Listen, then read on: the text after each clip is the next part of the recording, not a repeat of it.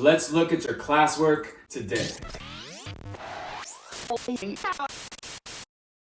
After you finish reading, watching, or listening to the story that your team chose for you, tell 3 things that you learned about the topic. Here's how you'll do it. This is what you'll need to do to pass the class. If you're going to draw, make sure that your drawing shows what the drawing is all about, what happened first, what happened next, and where it all takes place. For example, my drawing is about Freddie. Freddie decided to ride his skateboard in school. After that, he fell down and everybody laughed. This drawing tells my story.